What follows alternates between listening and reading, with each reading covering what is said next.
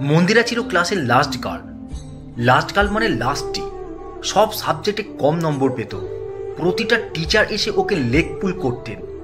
সকলের মুখের কথাই ছিল বাবার টাকা আছে তাই গাধার পেছনে খরচ করছে। মন্দিরা খুব হাসি খুশি মেয়ে।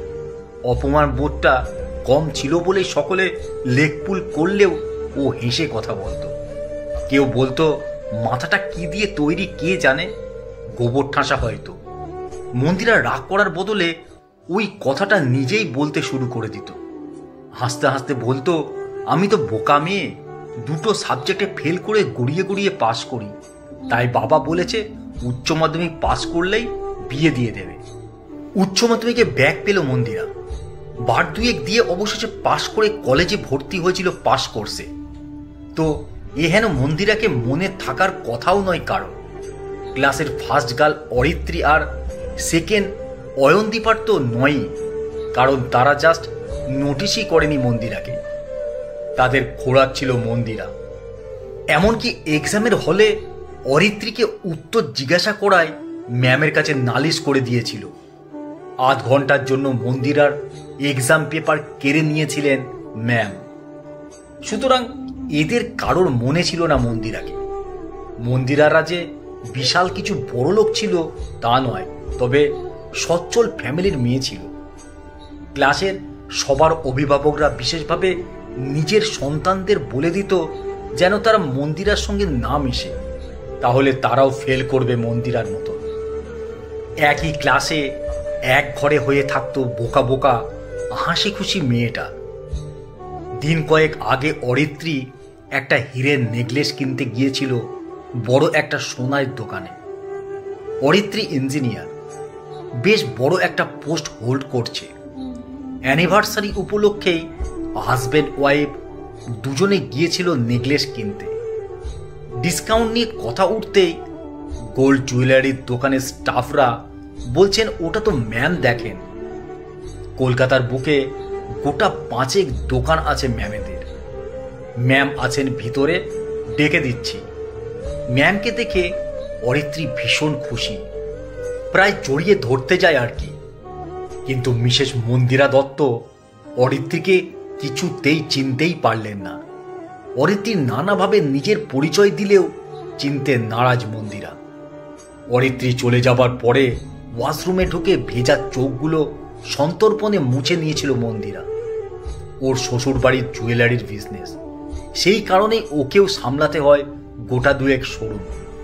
বিজনেসটাকে আরো বড় করেছে মন্দিরা নিজের অক্লান্ত পরিশ্রমে। স্টাফেরা তো ম্যামের ব্যবহার দেখে অবাক। যার বাচ্চা পড়াশোনায় তেমন ভালো নয় তাকেও এক্সট্রা ফ্রি কোচিংয়ের ব্যবস্থা করে দেওয়া এমন দয়ালু ম্যাম হঠাৎ এমন রূঢ় হয়ে গেলেন কেন, বুঝতেই পারল না দোকানের কেউ। একমাত্র মন্দিরা জানে ওই ফার্স্ট গার্লের জন্য কত অপমান সহ্য করতে হয়েছে ওকে। ক্লাসে ওকে পড়া ধরলে অরিত্রী নয় অয়নদীপা হেসে হেসে বলতো, ম্যাম কেন সময় নষ্ট করছেন। ওর আত্মবিশ্বাস তলানিতে পাঠিয়েছিল অরিত্রী। মুখস্থ করে গিয়ে পড়া ম্যামকে দিলেও অরিত্রী ঠিক কোনো না কোনো ভুল ধরিয়ে বলতো, ম্যাম আমি ঠিক করে বলে দিচ্ছি। এরা সহপাঠী হতে পারে, বন্ধু নয়। আজও শৈশবের সেসব যন্ত্রণাদায়ক দিনগুলো মনে পড়ে ও। আর চিনতে চায় না ও অরিত্রীকে। সেই কারণে বেমালুম মিথ্যে বলল মন্দিরা। চিনতে পারছে না ও অরিত্রীকে। মন্দিরা জানে নিজেকে নিয়ে ভীষণ পজিটিভ অরিত্রীর বড্ড গায়ে লেগেছে এই ব্যবহারটা। কিন্তু মন্দিরা এটাও জানে এটা যদি গোল্ড জুয়েলারি সব না হয়ে সবজির দোকান হতো তাহলে ওই অরিত্রী চিনতে পারতো না ওকে। অরিত্রী ওই ভেবলে যাওয়া মুখটায় মন্দিরার আজকের প্রাপ্তি। আয়নার সামনে দাঁড়িয়ে আছে ও। ওই তো রাসবিহারী স্কুলের ছাত্রীরা ঢুকছে দল বেঁধে। অরিত্রী সকলকে ফিসফিস করে বলছে, ওই দেখ ফেলুরাম ঠিক আমাদের পেছনে আসছে। সকলের ব্যঙ্গাত্মক হাসিটা ফালাফালা করে দিচ্ছে ওকে। কিছুক্ষণের মধ্যেই একজন স্টাফ এসে বলল, ম্যাডাম ওই যে বাইরে যিনি জুয়েলারি কিনলেন উনি এটা আপনাকে পাঠালেন। মন্দিরা খুলে দেখল ছোট্ট করে লেখা, সরি, এটাই হিউম্যান সাইকোলজি। তখন মন্দিরাকে দেখে মনে হতো মেয়েটার বোধহয় কষ্ট হয় না, স্কুলে সবাই লেগ পুল করলেও নয়, কিন্তু কিছু যন্ত্রণা নিভৃতে রক্তক্ষরণ করেই যায়, যেটা একটা স্থায়ী ক্ষত তৈরি করে দেয়। সেই ক্ষত সারা জীবনের হাজার আনন্দেও মিলিয়ে যায় না।